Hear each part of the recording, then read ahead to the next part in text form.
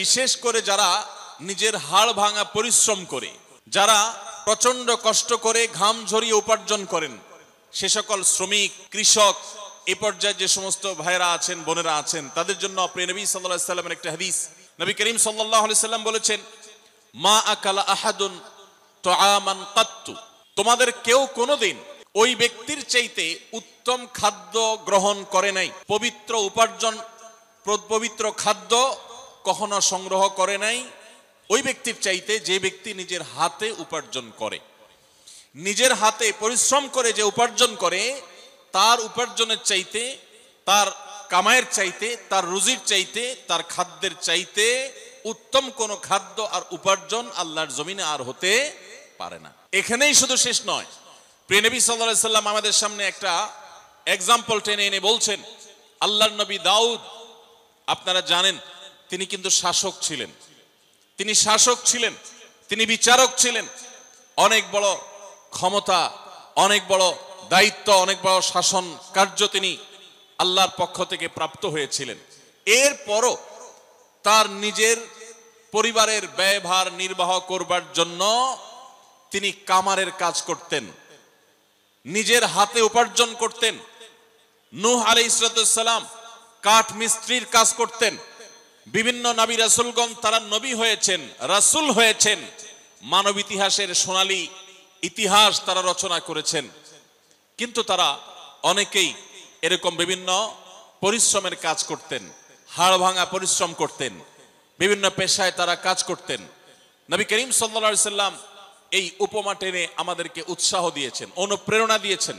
আমরা যারা হাড় ভাঙা পরিশ্রম করে উপার্জন করি, আমাদের যে সমস্ত ভাইরা কৃষি কাজ করে উপার্জন করেন, আমাদের যারা বিভিন্ন পেশায় নিয়োজিত থেকে তারা মাথার ঘাম পায়ে ঝরিয়ে উপার্জন করেন, তাদের এই উপার্জনের পুরো সময়টুকু ইবাদতে গণ্য হবে এবং এটি নবী রাসূলগণের আদর্শ। শুধুমাত্র কোরআনের সেই নির্দেশনা এবং নবী সাল্লাল্লাহু আলাইহি সাল্লামের সেই নির্দেশনাকে মাথায় রেখে তিনি যদি এই কাজটি করেন, নিয়তটাকে শুধুমাত্র যদি একটু পরিবর্তন করে নেন, যেটি আমি শুধুমাত্র আমার অর্থ উপার্জনের জন্যই করছি না, কোরআনের নির্দেশ বাস্তবায়নের জন্য করছি, নবী সাল্লাল্লাহু আলাইহি সাল্লামের নির্দেশ বাস্তবায়নার্থে করছি, তাহলে শ্রমিক ভাইরা আমার, কৃষক ভাইরা আমার, আপনাদের এই কষ্ট, আপনাদের এই পরিশ্রম, এই সবটুকুই ইবাদতে গণ্য হবে ইনশাআল্লাহ। ভাইরা আমার, নবী করিম সাল্লাল্লাহু আলাইহি সাল্লামের আরো একটা হাদিস আমি আপনাদেরকে শোনাতে চাই।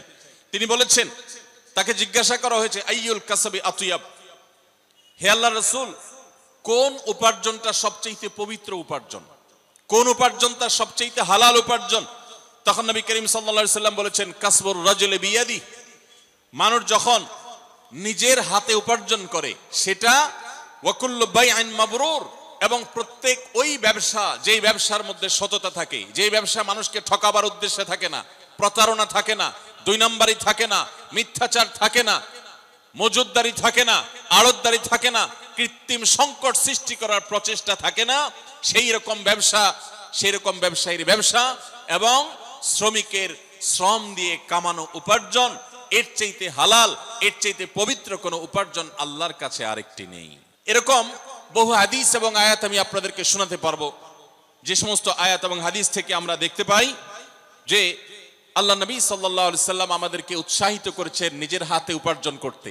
অতএব আমার শ্রমিক ভাইরা, আপনারা যারা নিজেরা হাড় ভাঙা পরিশ্রম করে উপার্জন করছেন, অনেক বেশি কষ্ট করছেন, আপনাদের জন্য অনেক বড় একটা প্রেরণার বিষয় হলো, এটা স্বয়ং নবী রাসূলদের সুন্নাহ এবং তাদের আদর্শের বাস্তবায়ন। আপনাদের মধ্যে কোনো হীনমন্যতা যেন কাজ না করে। ভাইরা আমার, দুনিয়ার জীবনটা যদি অনন্ত কালের হতো, আমরা যদি শত শত হাজার হাজার বছর পৃথিবীতে বেঁচে থাকতাম, আমি অবশ্যই বলতাম, কেন এই হাড় ভাঙা পরিশ্রম করবেন, বাদ দেন, অন্য কোনো পেশায় চলে যান। কারণ এত দীর্ঘ জীবন, অনন্তকালের জীবন, আপনি কেন হাড় ভাঙা পরিশ্রম করে কাটাবেন? যেহেতু এই দুনিয়াতে আমরা চিরকাল থাকতে আসিনি, যারা পরিশ্রম করছি 30, 40, 50 বছর বয়স অনেকের হয়ে গেছে। বাংলাদেশে মানুষের গড় আয়ু অনুপাতে আমাদের আর খুব বেশি সময় পৃথিবীতে বেঁচে থাকার কথাও নয়। অতএব আপনি এখানে পরিশ্রম করছেন, কষ্ট করছেন, সামাজিক স্বীকৃতি নেই, হয়তোবা সমাজে সেরকম মর্যাদা মূল্য আপনার হয় না, এমনকি হুজুরের কাছেও কদর পান না, পয়সা নাই, কড়ি নাই, আপনি নিজেকে দুর্বল মনে করছেন। আমি আপনাকে আরেকটি সুসংবাদ শোনাতে চাই।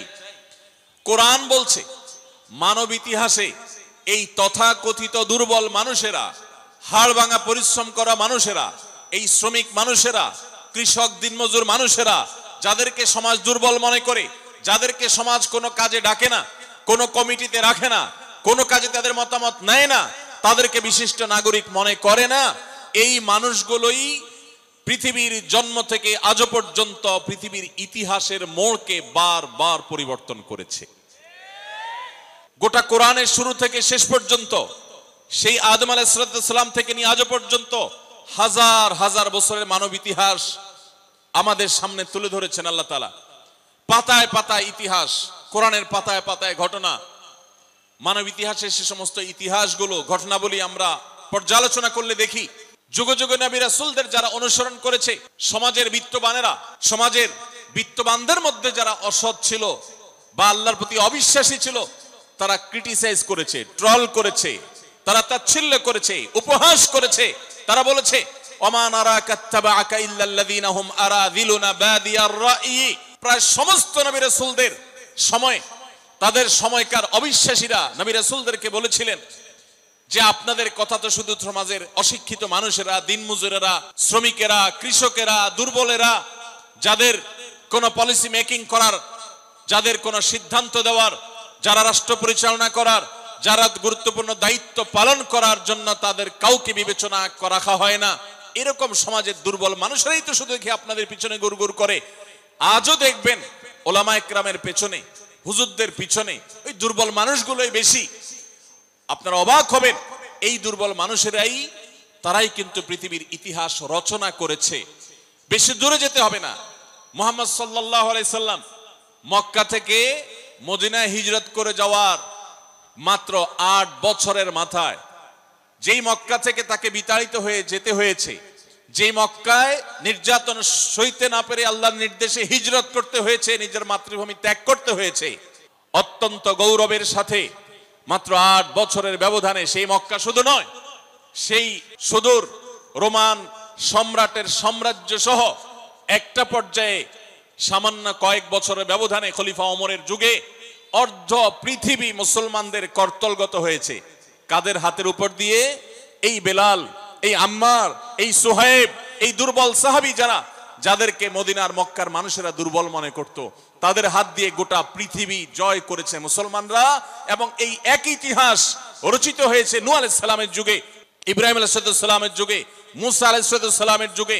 ফেরাউন এবং তার সে সমস্ত অনুসারীরা, তাদেরকে আল্লাহ নিমজ্জিত করে, তাদেরকে আল্লাহ তাআলা ধ্বংসপ্রাপ্ত করে, সেই দুর্বল বনী ইসরাঈলেরা যাদেরকে কৃতদাস বানিয়ে রাখা হয়েছিল, তারাই কিন্তু বিজয়ী হয়েছে, তারাই টিকে ছিল।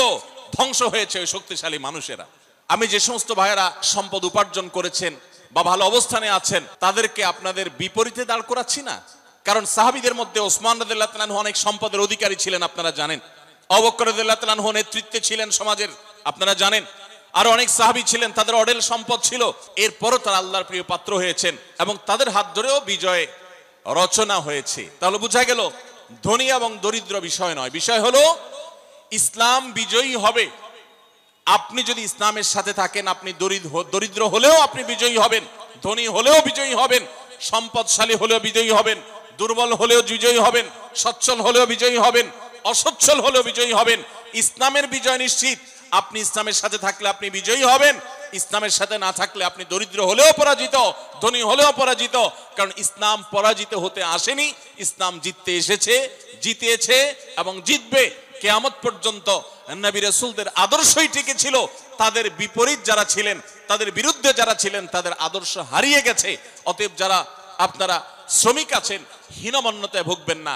আপনাদের জন্য একটা বিশেষ সুসংবাদ আছে। আপনারা জানেন নবী করিম সাল্লাল্লাহু আলাইহি সাল্লাম বলেছেন যে দরিদ্র মানুষেরা, কষ্টে যারা থাকে, যারা পরিশ্রম করে, হাড়ভাঙা পরিশ্রম করে উপার্জন করে, সেই মানুষগুলো ধনীদের চাইতে 50,000 বছর আগে জান্নাতে যাবে ইনশাআল্লাহ। প্রিয় নবী সাল্লাল্লাহু আলাইহি সাল্লামের কাছে ধনী সাহাবীদের সাথে গরিব সাহাবীদের কম্পিটিশন হতো। আপনারা জানেন একটি প্রসিদ্ধ হাদিস রয়েছে যে নবী করিম সাল্লাল্লাহু আলাইহি সাল্লাম দরিদ্র সাহাবীদেরকে তাদের প্রার্থনার ভিত্তিতে একটা আমল শিখিয়ে দিলেন। তারা বললেন, হে আল্লাহর রাসূল, ধনীদের অনেক টাকা পয়সা আছে, তারা টাকা পয়সা দান করে অনেক সওয়াব কামাই করে, অনেক কিছু করে, আমরা করতে পারি না। তো আমাদেরকে এমন একটা আমল শিখিয়ে দেন যে আমল করলে আমরা তাদেরকে টেক্কা দিতে পারবো, তাদের সাথে আমরা প্রতিযোগিতা টিকে থাকতে পারবো। আমাদের তো টাকা পয়সা দিয়ে সওয়াব কামাই করার রাস্তা নেই, তো শুধু নিজের শরীরের আমল ইবাদত দিয়ে আমরা করতে পারি। এমন একটা আমল দেন যে তারা টাকায় কামাই করে যে পরিমাণ সওয়াব কামাই করে, আমরা ওই আমল করে সেই সওয়াব কামাই করতে পারবো। নবী সাল্লাল্লাহু আলাইহি ওয়াসাল্লাম তাদেরকে শিখাই দিলেন। শিখাই দেওয়ার খুব অল্প সময়ের মধ্যেই সাহাবীদের মধ্যে কল্যাণকামিতা ছিল, ধনী থাকুক গরিব থাকুক সবাই। এবার ধনী সাহাবীরা ওই আমলটার খবর জেনে গেলেন, অর্থাৎ সংবাদ লিক হয়ে গেছে। লিক হয়ে যাওয়ার পরে এবার ধনী সাহাবীরাও ওই আমল করা শুরু করলেন। এবার গরিব সাহাবীরা বলেন, ইয়া রাসূলুল্লাহ, আমরা তো তাদের সাথে কম্পিটিশনে টিকে থাকতে পারি না দেখে আমল চাইলাম, এখন তারা তো টাকা পয়সা দিয়ে সওয়াব কামাই করতে পারে, আবার যেটা আমাদেরকে শিখিয়ে দিয়েছেন এটাও করা ধরছে, আমরা এখন কি করব? নবী করিম সাল্লাল্লাহু আলাইহি সাল্লাম তখন হেসে দিলেন এবং সাহাবীদেরকে বললেন, দেখো, আল্লাহর করুণা যদি কারোর প্রতি হয় তাহলে সেক্ষেত্রে তুমি হিংসা করার তো প্রয়োজনই নেই, প্রশ্নই ওঠে না, তুমি সেটাকে ঠেকাবার কোনো সুযোগ নেই।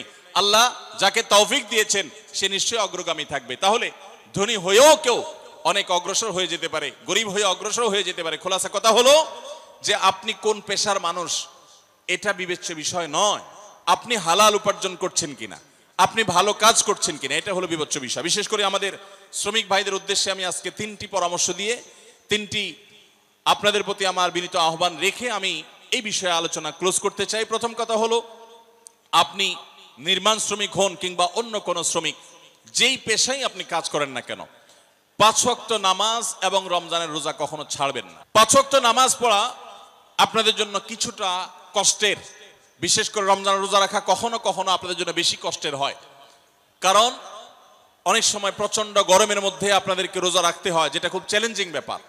কিভাবে আপনি রোজা রাখবেন? তুলনামূলকভাবে নামাজ পড়াটা সহজ, ওয়াক্ত হয়ে গেছে, আপনি তো এমনিতেই একটি বিরতি দিতে হয়, আপনি টানা হাড় ভাঙা পরিশ্রম করতে পারেন না। আপনি যদি জোহরের নামাজের সময় বিরতি দেন এবং বিরতি দিয়ে যদি আপনি নামাজটা পড়ে ফেলেন, একই সঙ্গে আপনার রেস্ট হবে, আবার আপনার নামাজটাও হয়ে যাবে, এবং ওযুর মাধ্যমে আপনার যে ফ্রেশনেস হবে, আপনার ভেতরে যে ভালো লাগা কাজ করবে, ক্লান্তি দূর হবে শীতল পানি দিয়ে ওযু করার মাধ্যমে, এটা আপনি অন্য কোনো কোথাও অন্য কোনো উপায় আপনি পাবেন না। অতএব শ্রমিক ভাইদেরকে আমি বলতে চাই, যত কষ্ট হোক নামাজ কোনো অবস্থাতে ছাড়া যাবে না। সময় হবে নামাজটা পড়ে নেবেন, খুব বেশি নফল নামাজ পড়ার দরকার নেই, ফরজ আর সুন্নতে মুআক্কাদাগুলো পড়ে ফেলেন, বাস পড়ে বের হয়ে যান এবং কাজে চলে যান। আর রোজা, রমজান মাসে রোজা রেখে অনেক সময় কষ্ট হয় আমাদের জন্য। রোজা রেখে যদি আপনার পরিশ্রম করতে কষ্ট হয়, তাহলে আমি বলবো যে প্রয়োজনে আপনি হাফ ডিউটি করেন, প্রয়োজনে আপনি ডিউটি কমিয়ে আনেন, প্রয়োজনে রমজান মাসে আপনি ডিউটি না করে 11 মাসের জমানো টাকা দিয়ে আপনি চলেন, কিন্তু রোজা আপনাকে রাখতে হবে, ফরজ রোজা, মাফ নাই। কিভাবে করবেন আপনাকে বুদ্ধি বের করতে হবে। মিডল ইস্টে আমি নির্মাণ শ্রমিক ভাইদেরকে দেখেছি, যারা মিডল ইস্টে আছেন, সৌদি আরবে, দুবাইয়ে, তারা জানেন। বিশেষ করে সৌদি আরবে নির্মাণ শ্রমিকরা সবাই রমজান মাসে রাতের বেলায় কাজ করে, লাইট জ্বালিয়ে রাতের বেলা কাজ করে, দিনের বেলা তারা রেস্ট করে, কারণ এত বেশি গরম সেখানে থাকে। এই গরমের তীব্রতায় রোজা রেখে কাজ করা কোনোভাবে সম্ভব হয় না, এই জন্য তারা রাতের বেলা লাইট জ্বালিয়ে কাজ করেন এবং দিনের বেলা রেস্ট করেন। তো এক কথায় নামাজ এবং রোজা আপনাকে রাখতে হবে। কিভাবে রাখবেন বুদ্ধি আপনাকে বের করতে হবে। তাহলে প্রথম হলো নামাজ রোজা করবেন, দ্বিতীয় হলো হালাল উপার্জন করবেন, কাজে ফাঁকি দিবেন না। আপনাদের জন্য জান্নাতে যাওয়া যত সহজ, অনেক বড় বড় পেশাজীবীদের জন্য, অনেক বড় বড় আলেম এবং হুজুরদের জন্য জান্নাতে যাওয়া এত সহজ নয়। কারণ হারামের যে বড় বড় আইটেমগুলো আছে, হারামের যে বড় বড় বিষয়গুলো আছে, সেগুলো থেকে আপনারা এমনিতেই পবিত্র থাকেন আলহামদুলিল্লাহ। শুধুমাত্র এই মৌলিক বিষয়গুলো লক্ষ্য রাখলে ইনশাআল্লাহ আপনাদের জন্য জান্নাতে যাওয়া সহজ হবে। আপনি যখন কাজ করেন ফাঁকি দিবেন না, কোনো প্রকার 2 নাম্বারই করবেন না, কোনো জিনিস অন্যায়ভাবে না বলে কারোর অগোচরে সেটা বিক্রি করবেন না, এমন কোনো উপায় উপার্জন করবেন না যেটা হারাম। বাস এটুকু যদি আপনি একটু লক্ষ্য রাখতে পারেন, তাহলে আপনার জান্নাতের পথ একেবারেই সুগম। আর তৃতীয় এবং শেষ পয়েন্টে যেটি বলতে চাই তা হলো, নিজের স্ত্রী সহ অধীনস্থদের সাথে সদ্ব্যবহার করবেন। বিশেষ করে যারা হাড়ভাঙা পরিশ্রম করেন, কষ্ট করেন, আমার রিকশালা ভাইরা আছেন, বিভিন্ন পেশা মানুষেরা আছেন, কষ্টের চোটে তাদের মাথা অনেক বেশি হট থাকে, গরম থাকে, মেজাজ অনেক খিটখিটে থাকে। দেখা যায় যে একটু কিছু হলেই অনেক সময় মুখ খারাপ করে ফেলেন, গালিগালাজ করে ফেলেন, আচরণ খারাপ করে ফেলেন। নিজেকে যদি একটু নিয়ন্ত্রণ করতে পারেন, মুসলমানিত্বের পরিচয় দিতে পারেন মেজাজ গরম হওয়ার সময়, জান্নাতে যাওয়া ইনশাআল্লাহ অনেক সহজ। অতএব আমি আপনাদেরকে বলতে চাই, প্রথমত নামাজ রোজা কখনো ছাড়বেন না যত কষ্ট হোক। দ্বিতীয়ত হালাল উপার্জন করবেন, উপার্জন করতে গিয়ে একটা টাকা যেন হারাম না ঢুকে সে চেষ্টা করবেন। তৃতীয়ত হলো পরিবার, সহকর্মী এবং সমস্ত স্তরের মানুষের সাথে সদাচরণ করবেন, মুখ খারাপ করবেন না, গালিগালাজ করবেন না, মেজাজ হারাবেন না, ধৈর্য ধারণ করবেন। এই তিনটি কাজ যদি করতে পারেন ইনশাআল্লাহ জান্নাতে যাওয়ার পথ অনেক বেশি সুগম হবে। আল্লাহ তাআলা আমাদের সবাইকে এই কাজগুলো মেনে চলার, এই কথাগুলোকে মেনে চলার তৌফিক দান করুন। সবার চেষ্টা করবো তো ইনশাআল্লাহ। আস-সুন্নাহ ফাউন্ডেশন, উম্মার স্বার্থে সুন্নাহর সাথে।